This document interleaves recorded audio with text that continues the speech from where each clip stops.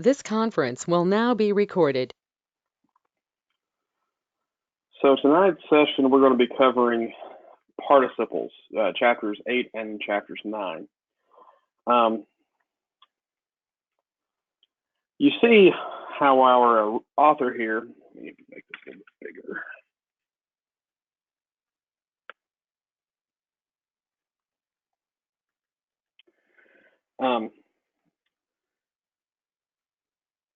Mastery of the Greek participle is mastery of Greek itself.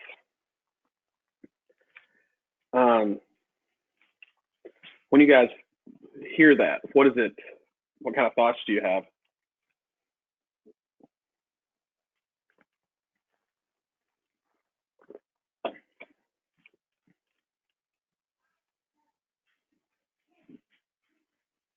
That it's important to understand this?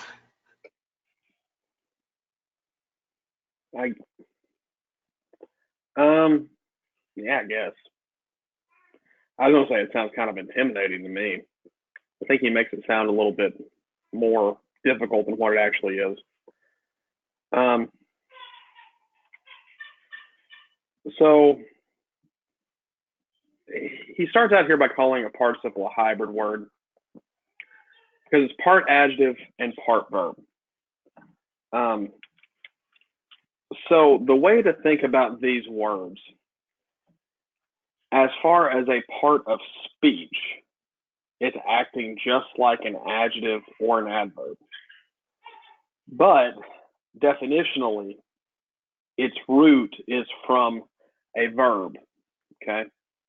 That's really the main things you need to know, is that even though it technically is acting like an adjective or sometimes an adverb, we'll see those two, as far as its definition, it's coming from the root, which is a verb, okay? So his example that he uses down here is the dog barked at the car. In that case, bark is used as an action verb, and excuse me, it's used as an action verb, and it is in the indicative system. In the second case, it's no longer being used as what the dog did.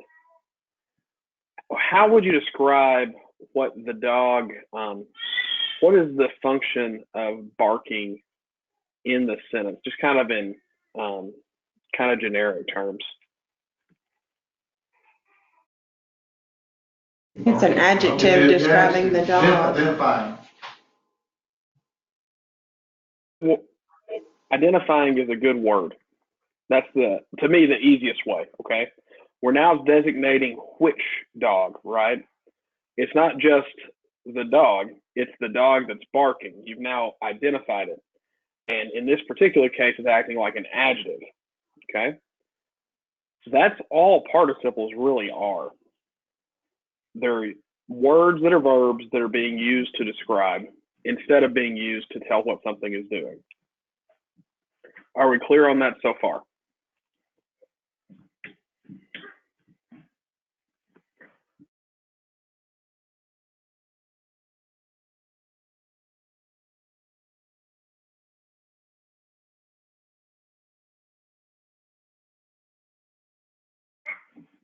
Does that make sense to everyone? Because if you understand that, that makes the rest of this quite a bit easier.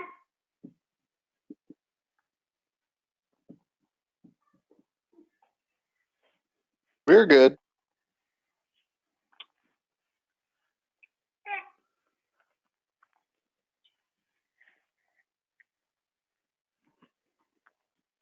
Okay.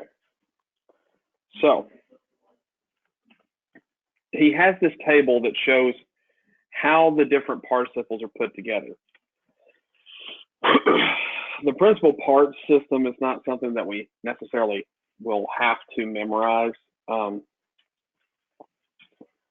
The main thing you need to know is that you have something to do with the tense, something to tell us whether it's active or passive, These are called participle morphemes, ont and amen. You see here. Amen usually reduces to use, but we'll get to that. So ont and amen are our participle morphemes in the present. In the aorist, it's nu-tau, men, nu-tau. So the active and the passive are the same, but the middle is different. You see here in the present, the active is its own thing, the middle and passive are the same. Okay. The perfect has reduplication. It will have cot or kui and men. Okay. The ones here that say in the sixth principal part, these are what we call the second aorists. There is a participle chart for futures, but you can see there are only 13 futures in the entire Greek New Testament, future participles. So usually people just look them up when they get to them. Okay.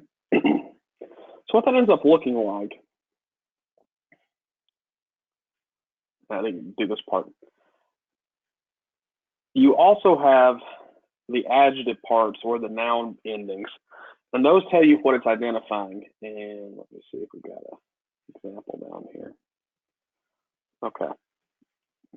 So luon, this is the nominative singular masculine form, participle form of luo. And whenever you see this, the significance of having a noun ending is it behaves like an adjective. So they have to agree in case, number, and gender. So you know which word the participle is describing because it'll have the same ending as whatever it's describing. The caveat to that is if it is a second declension word and we are talking about a third declension participle, it will look different, but it'll still be the same case, number, and gender. It'll just follow the third declension rules instead of the second declension rules. That's not terribly important since we're allowing the computer to do the parsing for us. But what you need to take home is whenever something is modifying something else, as the same with adjectives, they will have the same case, number, and gender. That's how you know where the participle, what the participle is describing, even if they aren't necessarily right next to each other. Sometimes a participle will be closer to the end of the sentence, and the noun that it's describing will be toward the front of it. If there's only one thing that it describes, if there's only one other thing with case, number, and gender that's the same, it has to be describing that particular noun, even if they're not closely related by space.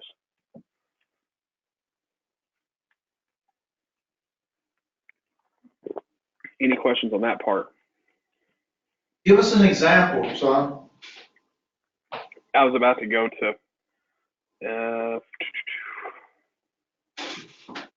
let me just open up something.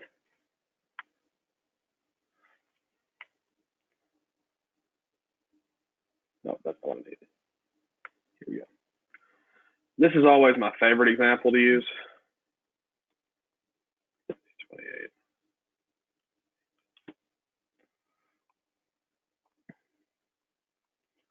All right.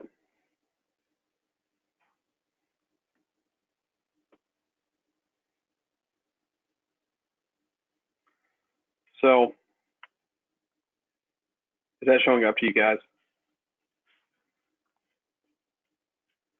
Peruamai, is that showing up as, can you see at the bottom the parsing there?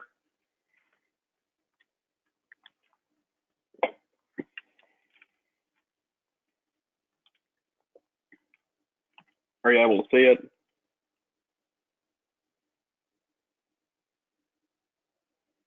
Yes. Yes. Okay. Okay. So you see that it's an aorist passive participle that's plural, nominative, and masculine. All right. So Peruthentes, this one's kind of a little bit, I don't know if you say it breaks the rule, but the word that it's describing here is you, which isn't actually in the sentence. So un is therefore, un parenthetes. So therefore, whenever you see a participle, the simplest translation is going to be just adding ing to the end. So therefore, going, okay, mathetusete. So this is the one imperative. This is a different tense we haven't learned yet, but mathetusete is make disciples. Panta ta ethne, of every or all nations. So what this word here is doing in the sentence is it's giving a timing. It's being used adverbally. The way you can tell that, and this is actually the second chapter, if it doesn't have the article before it, it nearly always is being used as adverbally. If it has the article, it's usually being used adjectively. Okay, so this is an aorist. We talked about that outside the indicative system, the tenses don't necessarily describe time, they describe aspect. Now, this isn't completely true with participles. Instead of describing time as far as specific time, they describe something called relative time. So in this particular case, it's an aorist. So the word we generally use is after. So in this particular case, you'd have something along the lines of, therefore, after having gone around making disciples of all nations, baptizing them, baptusentes, autus, eista onoma, in the name of Patros kai to Huiou kai to Agu Pneumatos, the Father and the Son and the Holy Spirit. Didaskantes, this is another participle. You can see here it's present, active. So this is teaching, or while teaching, if you want to add that little timing aspect to it. So at present, use the word while. Autus terein panta, teaching them to observe all hasa. So panta, we usually add the word things. Instead of just saying all, we add all things. Hasa in telemain, who mean, so whatsoever I have commanded you. Kai idu ego meth humon emi passus tas ameris eos tes sunteles tu ewanos. And look, I am with you at all times through all days to the point of the end of the age. Okay, so what these words do is they act as descriptors, and this time it's using for timing. But instead of being the actual verb that's being performed, they're describing how something's being done. So our head verb in this particular sentence is mathetusete. So mathetusete is the word to make disciples. Of all of the words in here, it's the only verb that is a command. The rest of these are descriptors as to how you mathetusete. Okay, this is the verb. These are all adverbs. So how do you mathetusete? Well, first you peruentes. You go. So while you are going, okay, or having gone, you mathetusete. How do you mathetusete? Well, you baptisantes. So you baptize people. That's one of the ways that you make disciples. This is how to do it. Then you didaskantes. You teach. So the head noun here is make disciples, and the rest of these act as descriptors to how it's being done.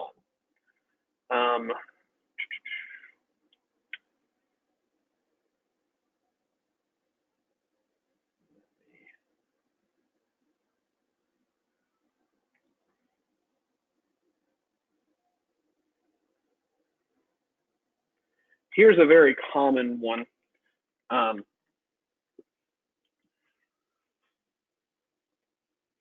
That's not what I was wanting.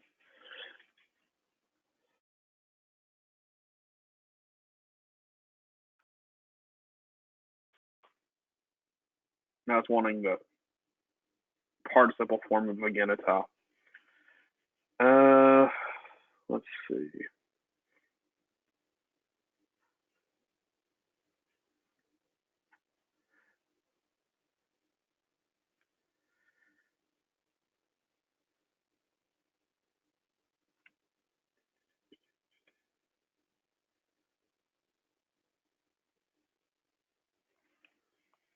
Let's go to Luke.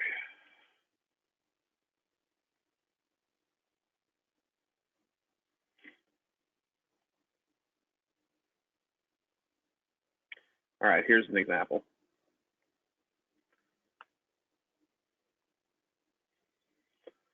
So, since many have attempted to compile a complete account,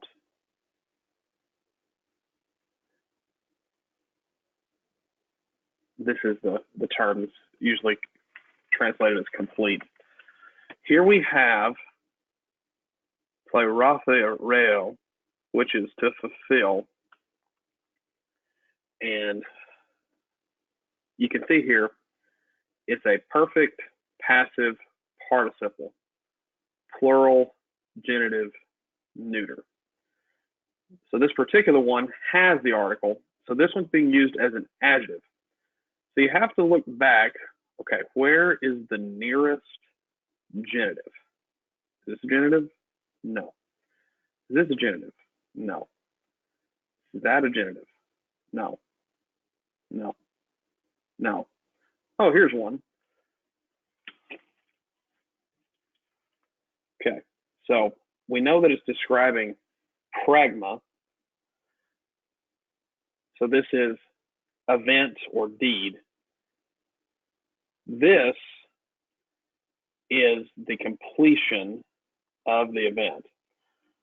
So it's perfect. So this is having been. So having been completed or having been fulfilled.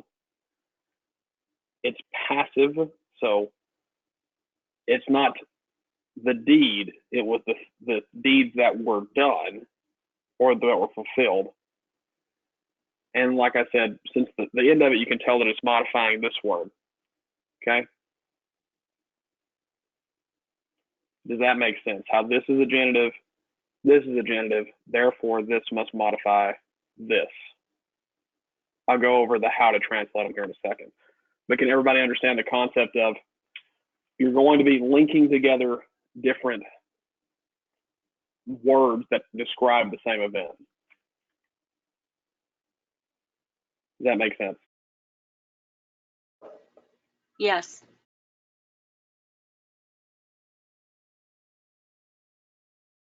Okay. So the second part of this, and this is the second chapter, this is more about the function. Okay.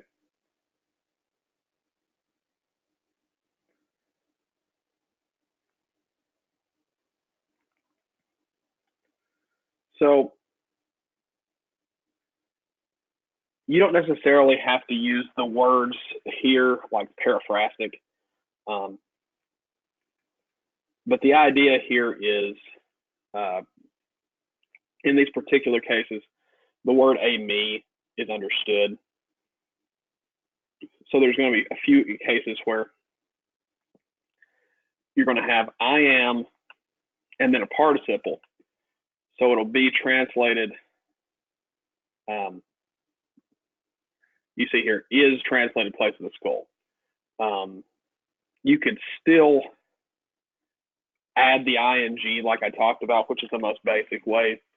I think maybe the ESV does this where it says, no, maybe it's the King James, it says, which being translated means place of the skull. Whenever you have this combination together, you can have a little bit of fluidity of how you exactly bring it over. He was waiting. You will be hated. So that's combining it with different forms of a me. The genitive absolute, I'm honestly not sure how many there are in the New Testament. I'm pretty sure there's one in James because I got tested on it one time.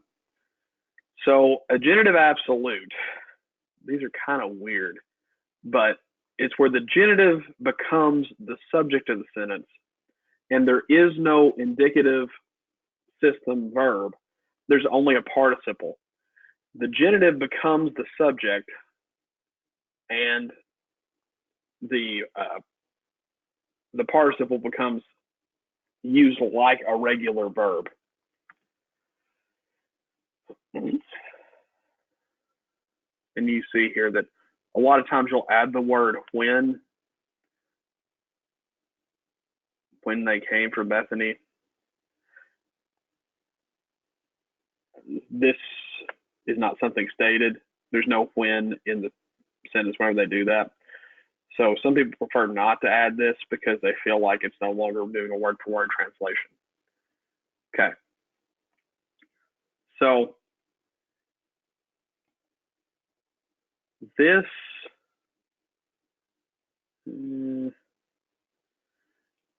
these are really what you need to know. Okay. The first ones, you can just say all these are temporal, okay? Temporal is kind of all grouped as one thing. That's how I was doing it before, where you add the timing to it. So the different types, this is a syntax thing. They can be temporal, purpose, causal, conditional, concessive. Those are your main ones, okay? These 6. And really, like I said, these I would group as 2. So you've got 5 that you really can choose from, and cause and purpose, those are often really similar.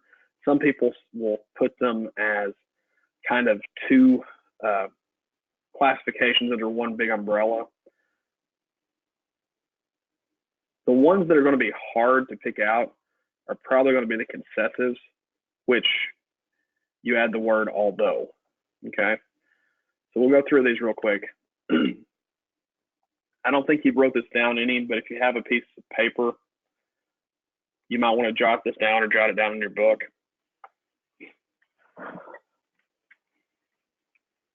When you're translating temporal action, present participles use the word while.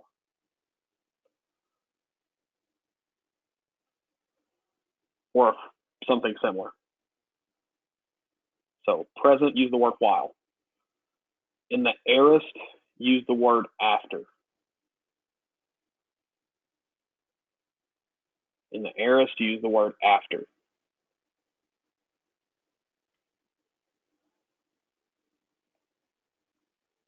In the perfect, use having been or something similar.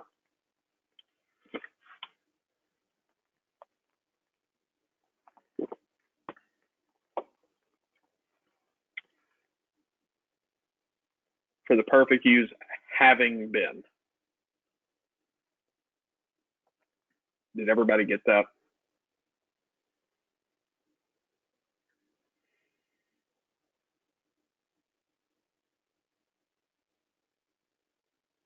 We got it. Okay. If anybody needs me to repeat it, I will. I'm not sure if that's in this book, but it's in Mounts' book.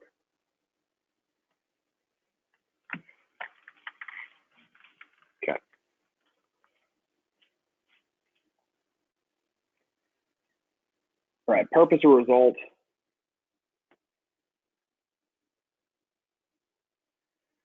You're going to generally use in order to.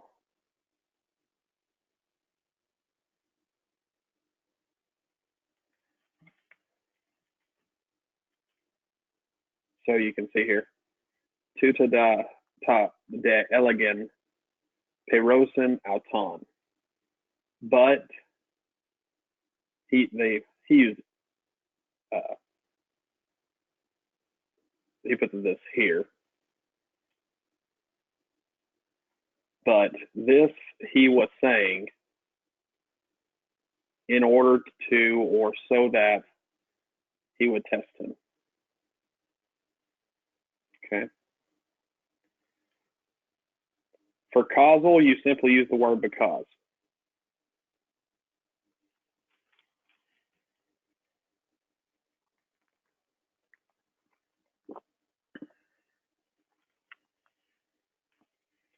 Causal, we just use the word because.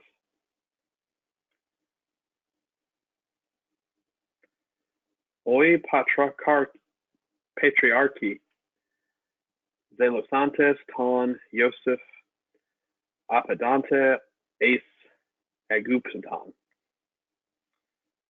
So the word because is actually added. The patriarchs were jealous or being jealous of Joseph sold him to Egypt. Now, you can see if we drop the because, it doesn't actually change the meaning of the sentence. But many times whenever a participle is used, and it's not necessary to use a participle, it's trying to add this type of emphasis. This would still be a word-for-word translation of this particular sentence. Because the phrase, because they were jealous, is all wrapped up in this one word. Zelosantes. Zelosantes. Okay. Conditional, you use the word if. Sometimes you can use if and then, depending on how it's arranged. And then concession is usually started with although. Nontes ton theon uk os theon edoxason. They knew God, but they did not honor him as God. You don't have to necessarily have the word although there, but it does give better flow to the sentence and it makes it make more sense. The rest of these aren't terribly important for what we need to be doing. He does have this nice little chart here that I do like. So going back to my rules, the first thing you need to do is ask, does it have an article? If yes, you look at if there is a noun. If there isn't a noun, it could be used substantively. This is the one thing we haven't really talked about. A substantival adjective is like we talked about on our last meeting, where it's an adjective in form, but it's behaving like a noun. So usually you just add one to it. I talked a little bit about this whenever I did my little session in Woodbury. Do you guys remember that?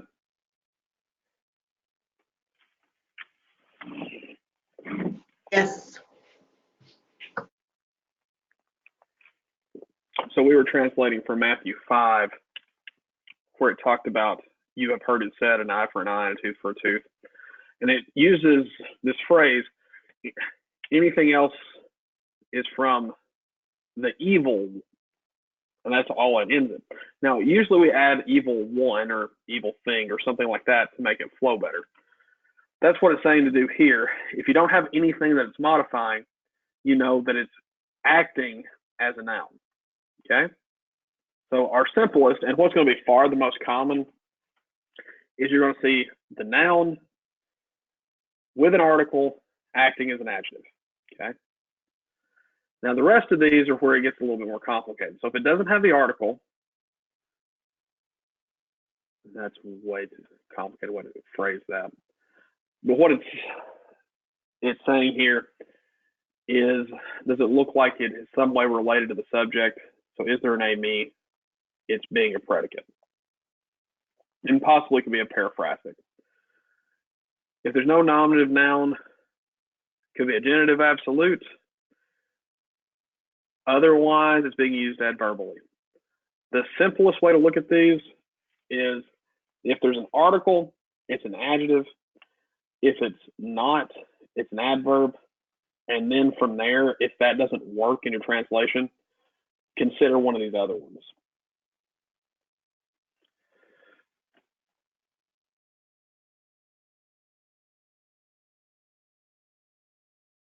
Okay. All right. We talked about that. So let's go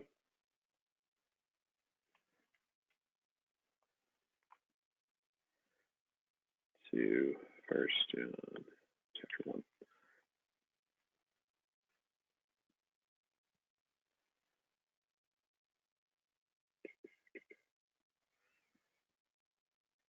I'm trying to pick something that's not terribly hard, but does have some participle in that.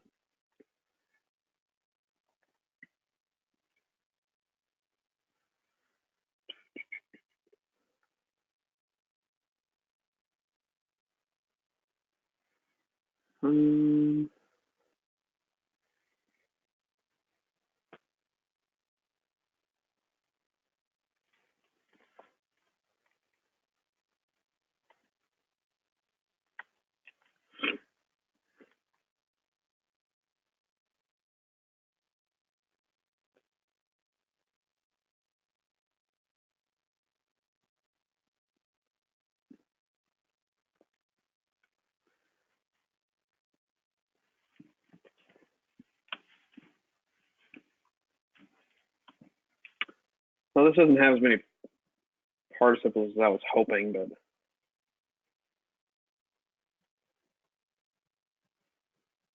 we can do this. All right. Here's one. Woodbury, who wants to go first and translate Ephesians 2:1 with me?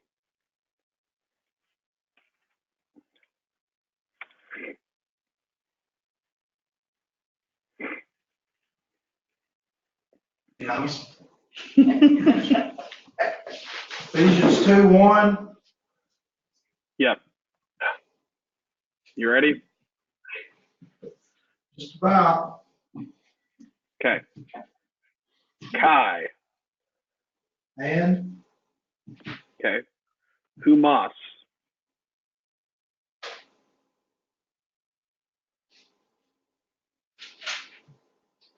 Can you see it?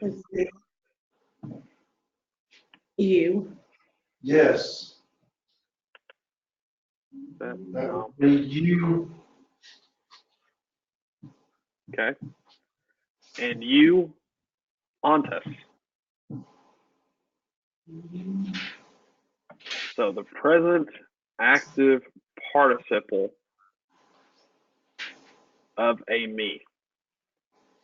So let's just start off with, if we were to make a me a participle, which is be, okay, how would you make be a participle?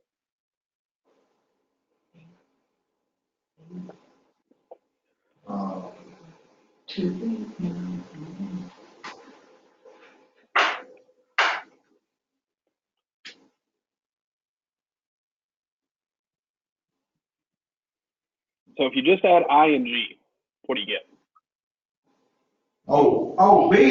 Being. Yeah. And we see that it is a plural accusative masculine, okay? We look back here. It is plural, and it's sort of understood that the you in this particular case would be masculine. That's another discussion. So, and you being necrus. Dead. Yeah, dead. Dead. And you being dead. Tois teraptos masin.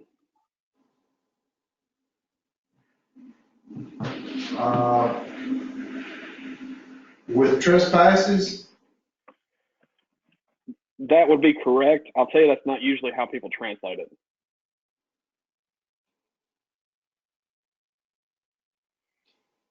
It's usually translated as what's called a locative, which tells the location.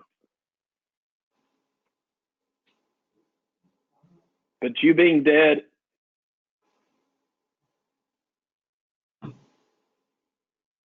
in trespasses. in trespasses. Yeah. And tais hamartes.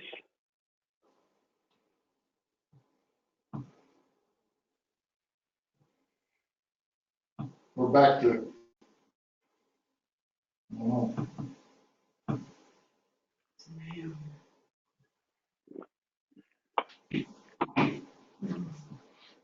In The end sin. Sin, yeah. Yeah. in And sins. you being dead in trespasses and sins, and we get this at the end, is your, okay? So your goes back and modifies both of these. So you being dead in your trespasses and sins, that's verse 1, okay? Now, this could be temporal. You could say, and while being dead in trespasses and sins, or it could be causal. You could say, and because you were dead in your trespasses and your sins. Does that make sense? Yeah. Okay. So that's how those different things work. I think most translations I've seen just do the simple being and make it more of a temporal type thing. Okay. Who wants to do verse 2? It's a little bit longer.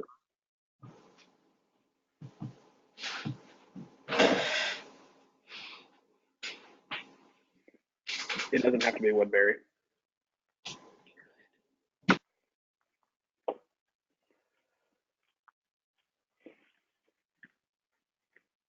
Chris, you want to try this one?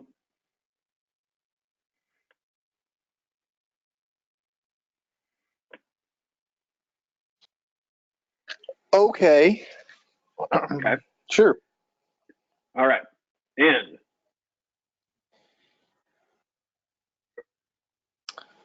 In. Okay. Heis.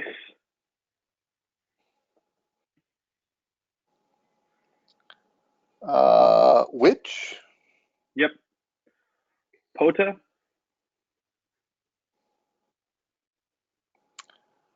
Once. Once. Once. And usually we're probably going to bring that back to after this. But anyway. Peri et patesate. Perry. Let's Okay, see, my it's love, in- go in the bathroom. You walked. Yep. Are you So sure you could it's do not you? in which you Go in the walked bathroom. once or something like that. In which you once walked, I think is the way a lot of folks do it. Okay. In which you once walked, kata. Yes, what do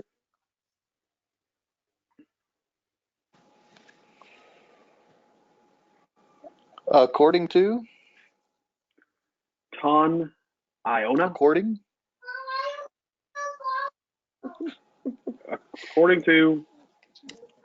So the age.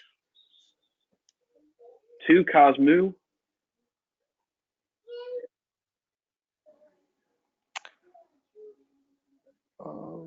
Genitive. Of world or of this And then we're world, going to add, maybe? yeah, tutu is going to be.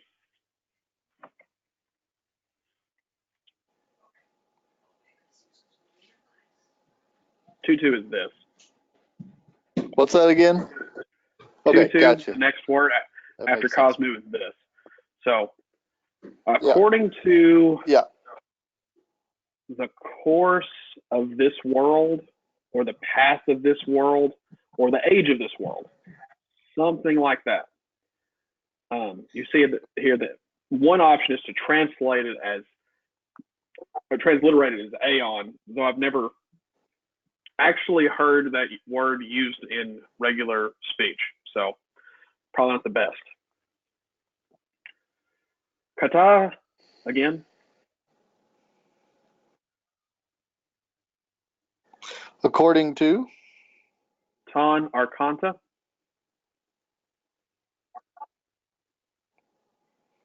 the ruler, Tes Exousias. Susius. of authority,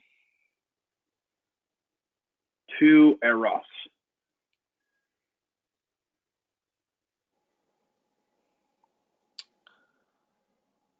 uh,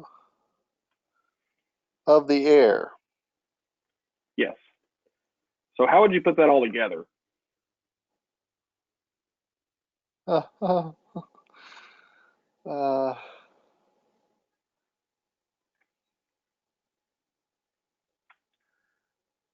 So Is mine a little bit I'll different? give you some other options.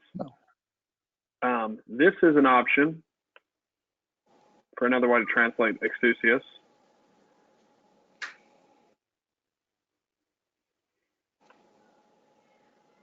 You see that one? Power.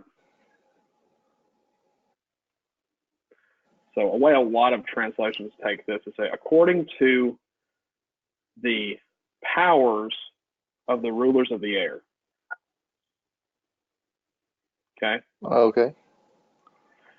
The kind of weird Okay. thing is Exousias can also mean powers or authorities, depending on how it's used. So the ruler of authority or the authoritative ruler of the air would also be a way to translate that. Tu pneumatos, The spirit,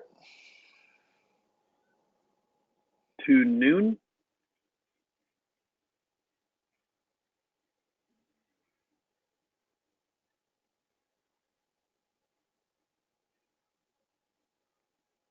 the spirit. Noon. Did you get me?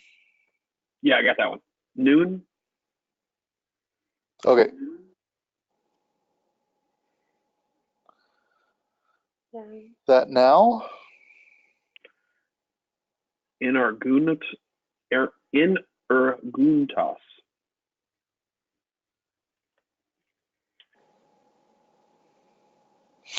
works,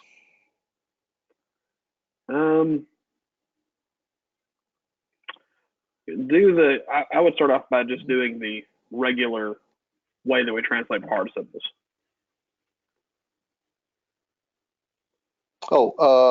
so working, In, that now working in, yep, tois huios, the sons tes apetheas.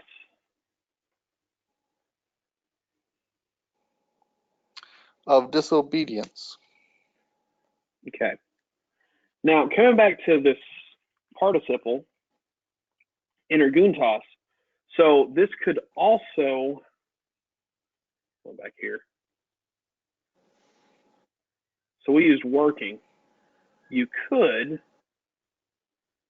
I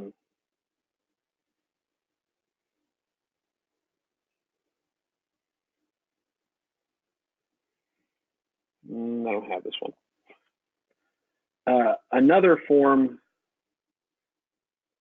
I guess this falls under the redundant one here. You could do which is working, which is kind of a mix of the temporal and the redundant. That makes sense.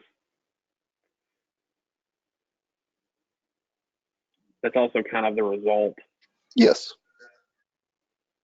So that's another way whenever you've got something, whenever it's identifying a specific thing, which is another word that you can use.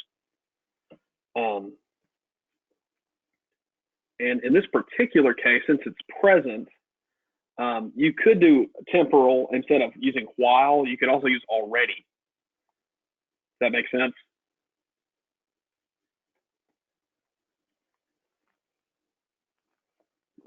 Yeah. Okay. All right, Victoria, you want to take the third verse here?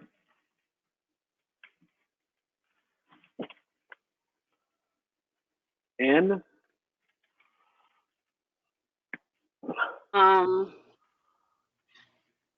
In or among.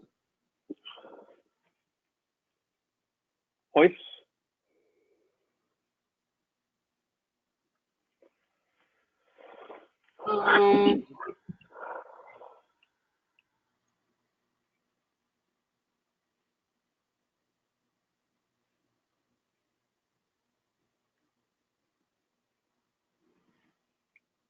Well, it says who down here. I don't know what the pronoun would be.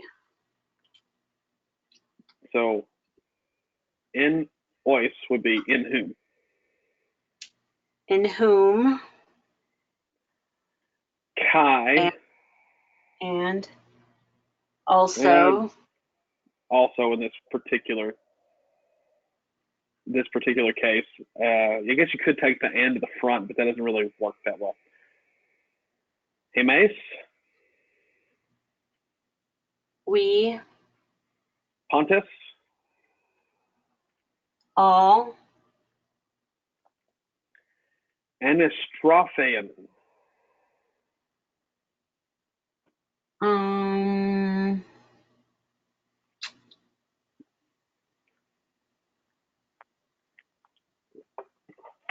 Lived.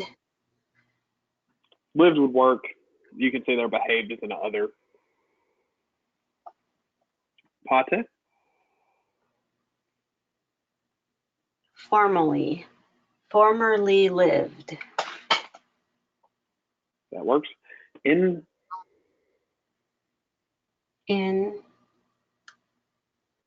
tais epithumias.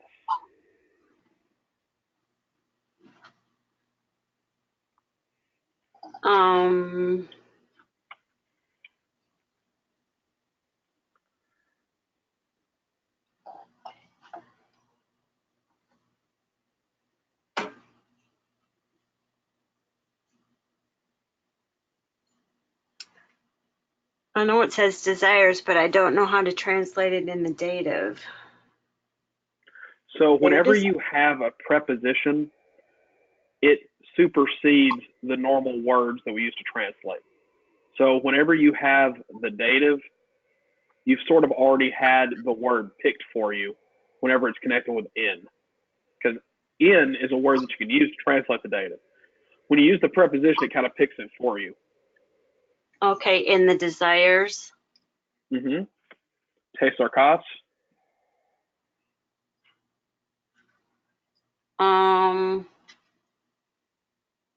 And you might want to take the hemon in front of that. So hemon is We. It's genitive.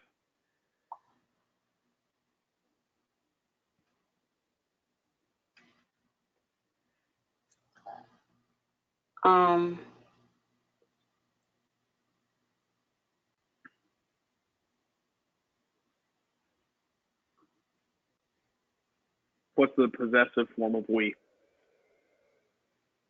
Our. Okay. So the desires of our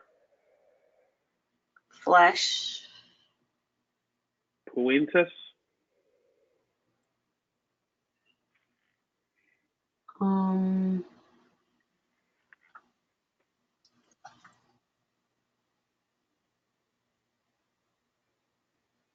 We do. Just start off by taking the root and adding ing. Doing. Okay, so we'll start there and we might nuance it after we do the rest of the sentence. So doing ta salamata, The will. te sarkas,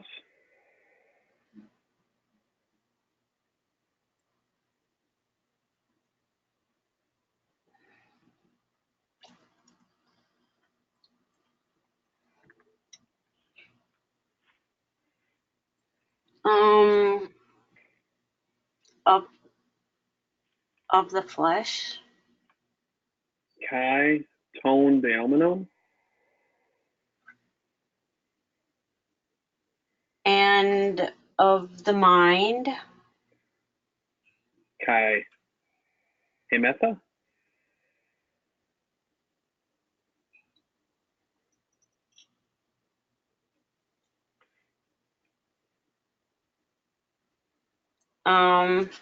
And I don't know how to translate the being verb So, there. Yeah, it's kind of hard. So the imperfect you remember is a progressive. So you could, if you could say were being. I think most translations just put being, but were being would be the correct way to do it. The grammatically word for word way to do it. And were being techno.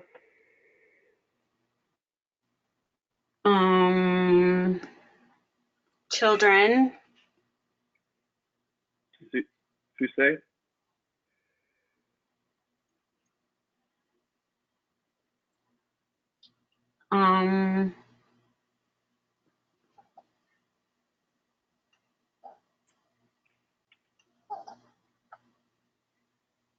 What are our choices for the dative?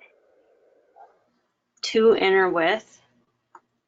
Which one works best for this word? With. Most of the time I've seen this translated with is what's used. So with a nature or gaze. Of wrath. Os. As or just as. Kai. Also. Oi lopoi.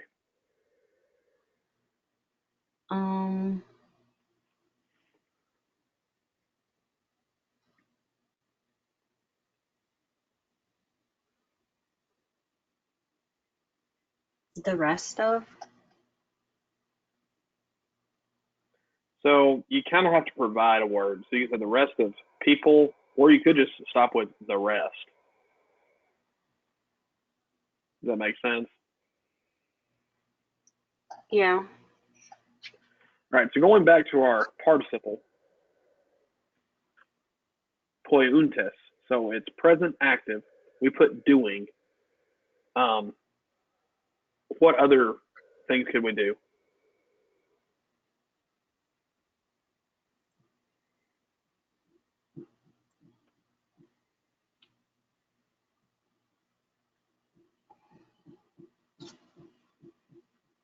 Anybody can answer this. Going back to our little possibilities that we had. So while doing, we could do that one, right? Purpose or result doesn't really make sense.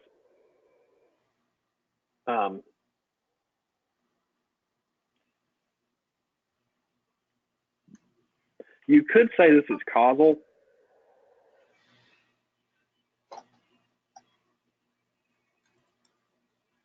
So, and we're children. Sorry, I skipped a line. Once behaving in the desires of our flesh, because we were doing the will of the flesh. You could have after, although I probably would have been aorist if you wanted to do that. The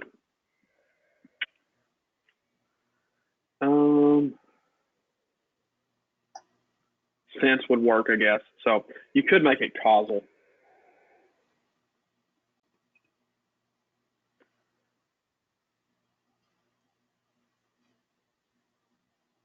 All right. I think we can stop right there with the problems, but now you kind of see how that they work together. Anyone have any questions on participles?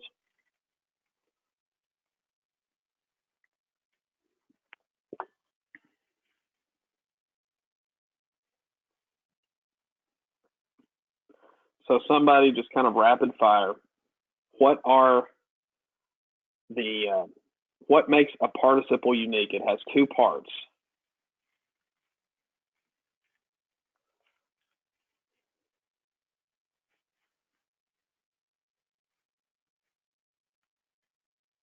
We'll phrase it this way. It is blank in form, or it's blank in root, but functioning like a blank.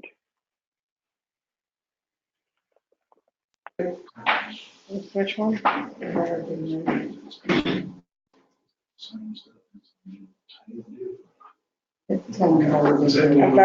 verb stem? Yeah. Okay, so its root is a verb stem, but it's functioning like An adjective. an adjective. Yep. So that's the main thing to take home. What is our main word, or I say word, what is our main kind of starting point for translating? What do we use?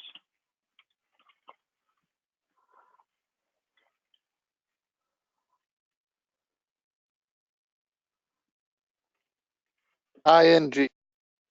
ing. So if you do that, I would never mark you wrong.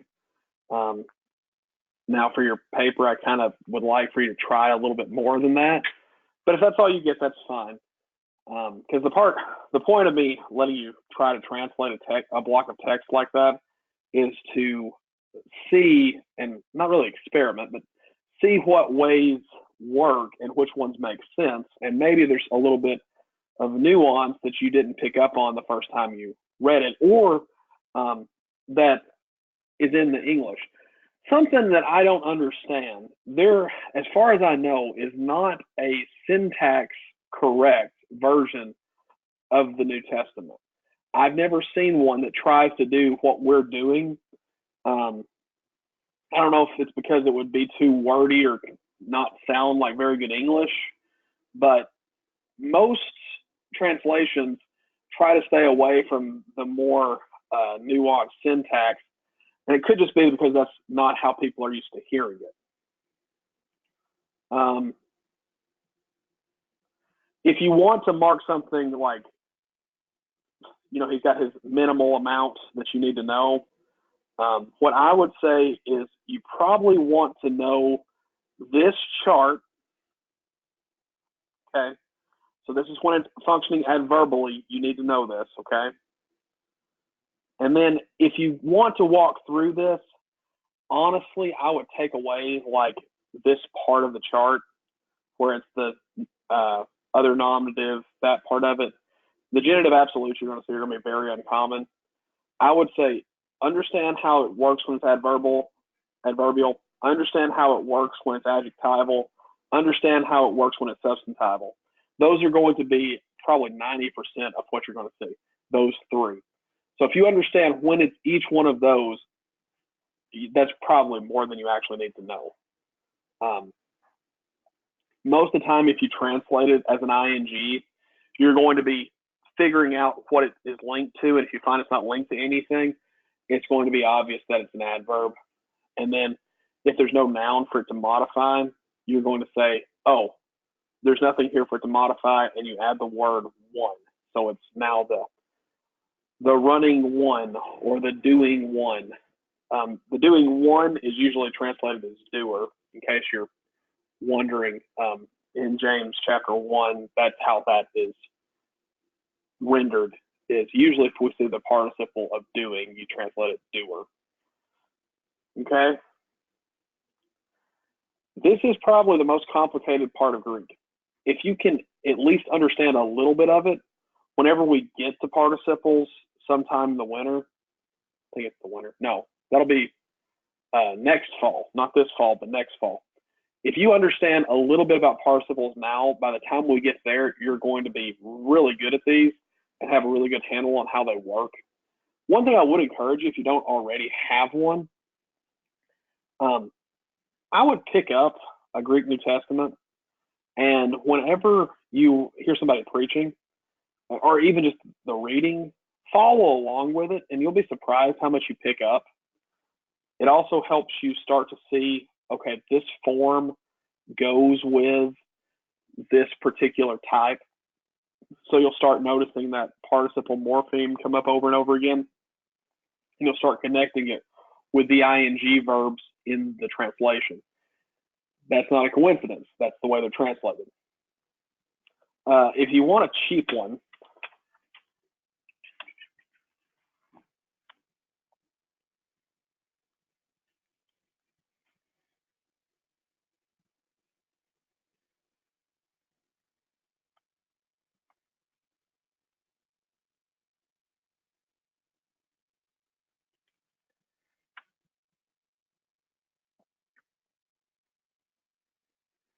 so this one is really good. I really like it. So this is UBS 5 Revised Reader's Edition. And this one just came out. This is by Tyndale. It's also about $30. But the Reader's Editions have the words that don't appear as frequently at the bottom of the page, so you can reference them. I think it parses them too. Okay, so just something, if you want to start to use it more, I will tell you that how well you understand this is directly going to be proportional to how much you use it. So that's really how I picked up most of this. It's not really by the classes I took, it's just by trying to follow along whenever somebody's reading or something along those lines. Doing my own translations for my sermons, that sort of thing. Using it more will make you better at it.